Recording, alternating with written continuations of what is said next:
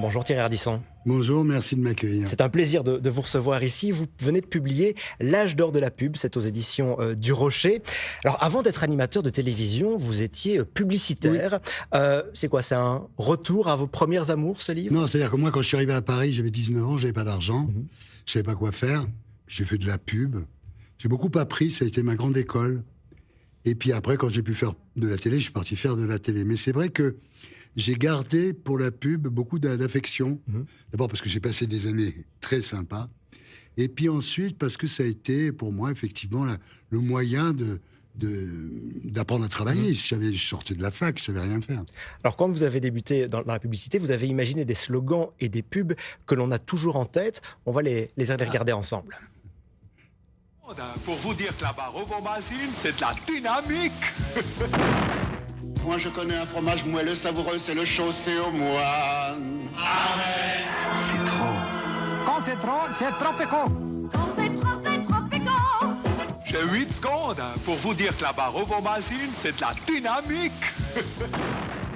Moi, je connais un On s'en fromage souvient moelleux encore, savoureux, c'est super efficace en fait. Oui, bah, C'est c'est de 8 secondes. le principe, c'est d'attraper l'attention des gens, de leur faire rentrer dans la tête il fallait des slogans qui soient mémorisables, oui. Votre tout premier slogan, j'ai lu que c'était à 16 ans que vous l'aviez imaginé. C'est quoi cette histoire? Bah, c'est-à-dire que j'étais en province, lycéen, issu d'une famille pas super riche et tout. Et puis, il y a eu un concours de pub pour les chaussettes STEM. Et moi, j'étais content. Je ne savais pas que j'allais faire de la pub après, mais quand même. Et j'ai fait STEM un peu beaucoup, passionnément à la folie. Et les gens m'ont répondu, m'ont dit, écoutez, vous gagnez pas le concours, mais c'est pas mal. Bon et donc, c'est pour ça que quand je suis arrivé à Paris, comme je savais rien faire, je suis allé vers la pub, mais juste, voilà. Parmi les slogans que vous avez imaginés, duquel êtes-vous le plus fier aujourd'hui? La paire, il n'y en a pas deux. Ah oui, c'est vrai que c'est un qui reste... Ah ouais, parce que ça, si vous voulez, d'abord, il est toujours utilisé, 40 ans après. Et puis, je trouve que le principe du slogan, c'est de ramasser l'idée dans le moins de mots possible. Et là, la paire, il n'y en a pas deux. Mais c'est difficile, hein, parce que ça a l'air évident quand vous l'avez trouvé. Mais les semaines qui avaient précédé, je séchais.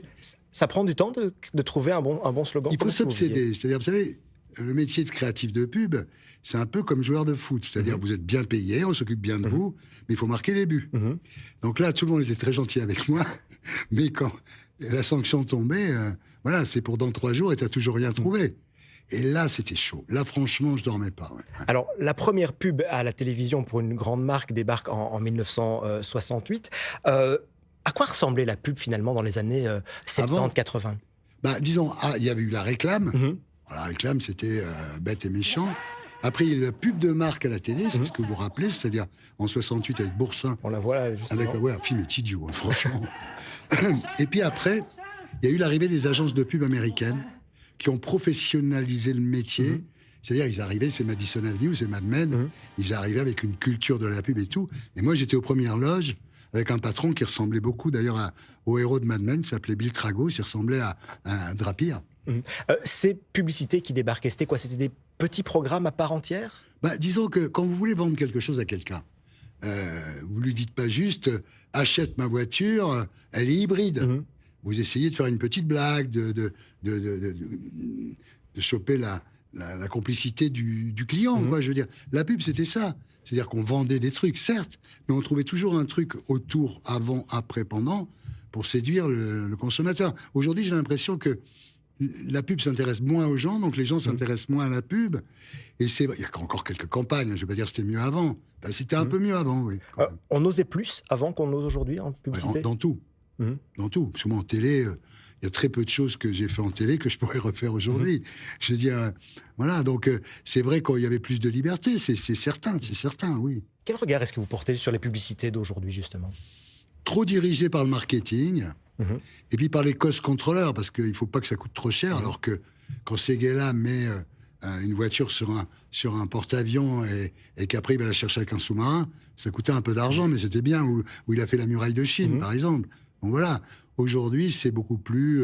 ils dépensent moins d'argent, ils prennent moins de risques, enfin, c'est toute la société comme ça. Hein. Alors, de la publicité, vous êtes passé à la télévision. En quoi est-ce que la publicité vous a aidé dans votre métier à la télévision? Sur le plan, déjà, de trouver des idées. Parce que moi, avant d'être un animateur, je suis un concepteur. Donc, quand je suis arrivé à la télé, qu'on me demandait de concevoir des émissions, ça allait très vite. Les gens me disaient, mais comment il fait ? Ben non, j'avais été dressé avec des fromages blancs, de l'eau minérale et de la lessive. Donc, le jour où on vous donne à vendre Gainsbourg, d'Ormesson ou je ne sais pas, John Moreau, c'est quand même plus facile, oui. C'est vrai que il y a eu ça, puis il y avait aussi le côté graphique. C'est-à-dire que dans la pub, vous passez 30 secondes, enfin, vous passez 3 mois, pardon, pour faire un 30 secondes. Et quand je suis arrivé à la télé, j'ai géré bien les génériques, tout ce qui était typographie, tout ce qui était lumière. Ça, c'était le Moyen-Âge, quand je suis arrivé, moi. Alors, à la télévision, justement, vous avez imaginé une foule de concepts. Il y avait notamment les interviews formatées. On a décidé d'en ajouter un de format. C'est l'interview Ardisson, avec uniquement des questions que vous avez posées à vos invités à l'époque. Thierry Ardisson, c'est quand la dernière fois que vous avez pleuré ? Bah, j'ai souvent les larmes aux yeux devant les portraits que fait ma femme Audrey Crespo-Mara pour 7 à 8. Et il y a, pas tout le temps, mais certaines fois, je suis très ému. Oui. Quelle est la pire personne à côté de laquelle vous vous soyez réveillé ? Bah si, c'est quand on était en Camargue, j'étais étudiant, parce que j'allais à Montpellier, mais j'ai passé ma vie en Camargue. Et un jour, je me suis endormi dans une boîte de nuit. Ils m'ont laissé mourir. Et je me suis réveillé le matin comme ça. Puis le mec qui était à côté de moi, je ne savais pas qui c'était, oui. Quelle est la pire chose que vous ayez acceptée professionnellement ? J'ai rarement accepté des choses insupportables, si vous voulez. À chaque fois que c'est devenu insupportable, je suis parti où j'ai pas le sentiment d'avoir supporté des choses que je voulais pas. Vous vous êtes dit quoi la première fois que vous vous êtes vu à la télé ? Je me trouvais moche, moi. Donc maintenant, quand je regarde, je me dis j'étais mieux que maintenant.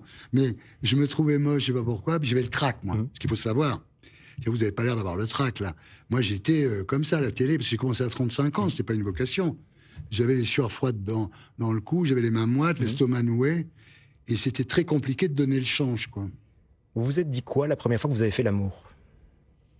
C'était la première fois, je vais vous dire comment c'était. J'étais disquaire au Whisky à Gogo à Jean Lépin. Et en face du Whisky à Gogo, j'avais 16-17 ans, il y avait une pinède. Et alors, je mettais un disque Going Home des Stones qui durait 11 minutes 35. Je courais dans la pinède, j'allais me taper la gonzesse et je revenais. Et là, je dois dire, je suis tellement excité que j'avais des éjaculations précoces, le temps d'arriver déjà. Voilà, la première fois, c'était comme ça. La monogamie, j'y crois pas ? Bah, j'y crois, oui, j'y crois, mais je pense pas que ça soit un concours où on gagne à chaque fois. Moi, j'en suis à ma 3e femme, mais celle-là, c'est, comme disait Gainsbourg, tu n'es pas la première, mais tu seras la dernière. Vous avez déjà torturé un animal ? Oui. Mais quand j'étais petit, j'étais infernal.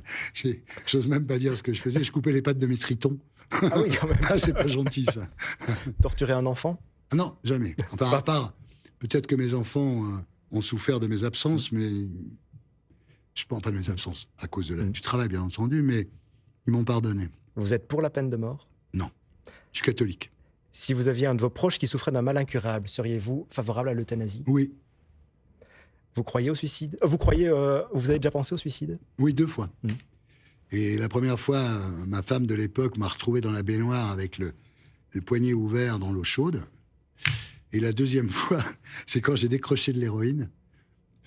Puis je voulais pas en faire une maladie. Donc je dis, t'as fait une connerie, tu dois payer. Donc au lieu de prendre du Subutex, de la méthadone, j'ai décroché de net. Et là, j'ai failli me suicider à New York. Ouais.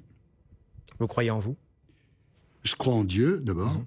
Et ensuite, je crois en moi, oui. Parce que vraiment, quand on voit d'où je viens... Oui, en l'amour ? Oui, bah oui, moi j'ai trouvé le grand amour. Il était temps, hein. C'est comme les évasions de Mitterrand. C'est la 3e qui était la bonne.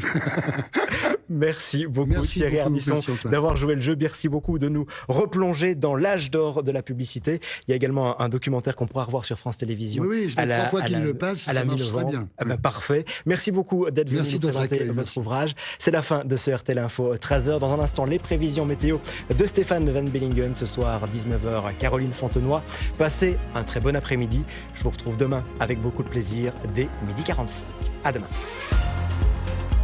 Suivez l'info en continu sur rtlinfo.be et l'application RTL Info.